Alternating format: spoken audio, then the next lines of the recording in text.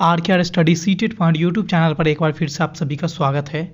आज के इस वीडियो में एक नए टॉपिक के बारे में आप अध्ययन करेंगे, वह है हमारा महात्मा गांधी का दार्शनिक विचार।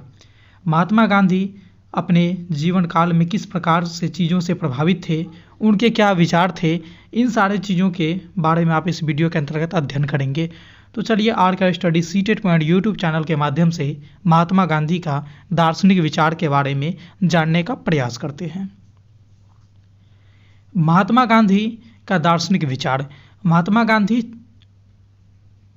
भारत दर्शन का मतलब भारतीय दर्शन का उनके जीवन काल पे बहुत बड़ा प्रभाव पड़ा है। महात्मा गांधी जी जो थे उनके भारतीय दर्शन कहने का मतलब हुआ कि जैसे गीता उपनिषद जैसे प्रसिद्ध हिंदू धार्मिक ग्रंथ जो थे उनको पढ़ने, फिर समझने और उसके मनन करने के बाद उन्होंने अनेकों प्रकार के अपने दार्शनिक विचार को प्रकट किए हैं। तो महात्मा गांधी के जीवन पर, महात्मा गांधी पर उनके भारतीय दर्शन का गहरा प्रभाव पड़ा है और इसी के फलस्वरूप उन्होंने कई प्रकार के अपने दार्शनिक विचार को प्रस्तुत किए हैं। तो चलिए एक एक करके उन सभी दार्शनिक विचारों के बारे में अध्ययन करते हैं, जिसमें से सबसे पहला हमारा आता है एकेश्वरीवादी। एकेश्वरीवादी कहने का मतलब हुआ कि महात्मा गांधी जी का विश्वास ईश्वर में है।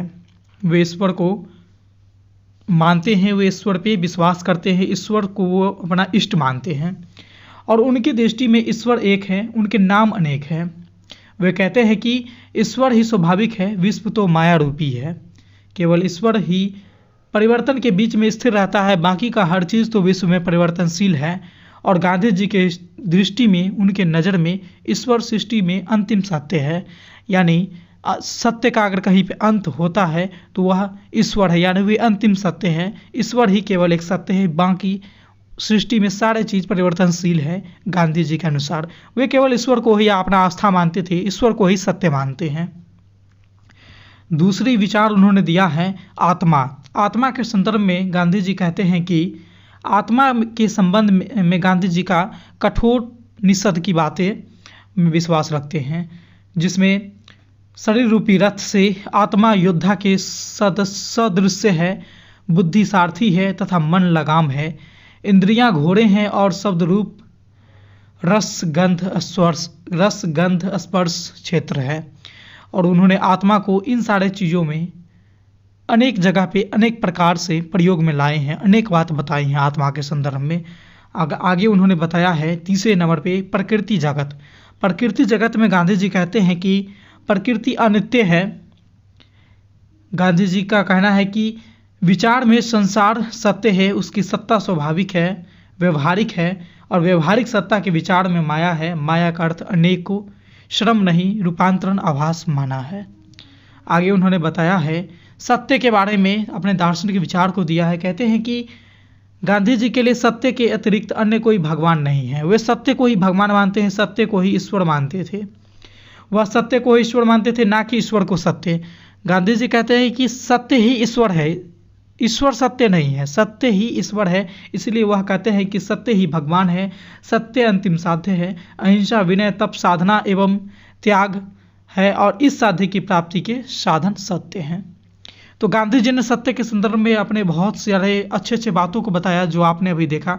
आगे उन्होंने अपने दार्शनिक विचार में अहिंसा को रखा है और वे कहते हैं कि अहिंसा के, वे तो पहली नंबर बात कि गांधी जी अहिंसा के सच्चे पुजारी थे और वे कहते हैं कि अहिंसा परमो धर्मः, यानी अहिंसा का धर्म सबसे ऊपर है और वे अहिंसा परमो धर्मः के उपासक थे। अहिंसा के द्वारा ही मनुष्य ईश्वर को दर्शन करना चाहते थे। और गांधी जी अहिंसा का अर्थ कायरता नहीं कहते हैं, वह एक नैतिक बल है जिसके समक्ष प्रबल शक्तियाँ भी झुक जाती है। गांधी जी कहते हैं कि अहिंसा का मतलब कायरता नहीं है, अहिंसा कायरता को नहीं दर्शाता है। अहिंसा एक ऐसा शक्ति है जिसके आगे प्रबल से प्रबल शक्ति भी झुक जाती है, कमजोर पड़ जाती है। इसलिए कहते हैं कि अहिंसा परमो धर्मः।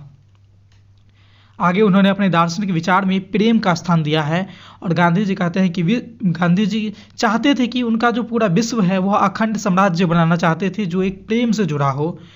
वे मानव समाज में प्रेम की पवित्र धारा बहाना चाहते थे।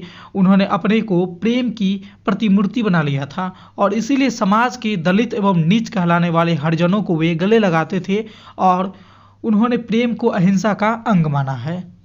7वें नंबर पे उन्होंने अपने दार्शनिक विचार में श्रम को रखा है और वे कहते हैं गांधी जी कि महात्मा गांधी जी श्रम को अत्यधिक महत्व देते थे। उनका मानना था कि प्रत्येक मनुष्य को अपने परिश्रम की कमाई खानी चाहिए, ना कि हराम की, और श्रम को उन्होंने मनुष्य श्रेष्ठ धनुष से श्रेष्ठ माना है। वे कहते हैं कि श्रम धन से बहुत अधिक श्रेष्ठ है, इसीलिए उन्होंने धनुष से श्रेष्ठ मानते हैं और बिना श्रम के सोना चांदी अनुपयोगी भार के समान होता है।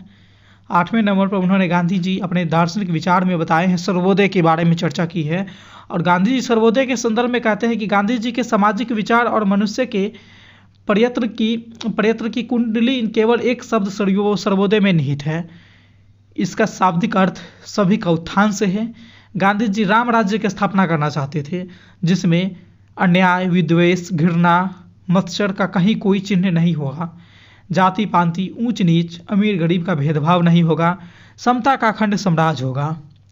व्यक्तिगत तथा सामूहिक जीवन की नींव सत्य और अहिंसा की सुदृढ़ ईंटों पर खड़ी की जाएगी और किसी को कष्ट नहीं होगा। महात्मा गांधी कहते थे कि मानव अहंकार की भावना को त्याग दे और विश्व बंधुत्व का वसुधैव कुटुंबकम के सिद्धांत को व्यवहारिक जीवन में डाल ले। तो गांधी जी अपने दार्शनिक विचार में इन्हीं सारे प्रमुख विचारों को प्रकट किया था। यह जो विचार है, आपने 7-8 पॉइंट्स को देखा है, ये आपके बीएड और डीएड जैसे एग्जामों में इससे प्रश्न आएंगे और उसके लिए काफ़ी उपयोगी है। तो इस वीडियो में आपने गांधी जी का दार्शनिक विचार के बारे में अध्ययन किया। मैं उम्मीद करूंगा कि यह जो टॉपिक है आपको अच्छे से समझ में आ गई होगी। इसी तरह के और भी रोचक वीडियो देखने के लिए आप हमारे चैनल के साथ बने रहिएगा। चैनल का नाम है RKR study CTET point YouTube channel. इस वीडियो में इतना ही था, फिर मिलते हैं अगले वीडियो में नए टॉपिक के साथ। तब तक के लिए देखते रहिए हमारे चैनल को RKR स्टडी सीटेट पॉइंट को। धन्यवाद।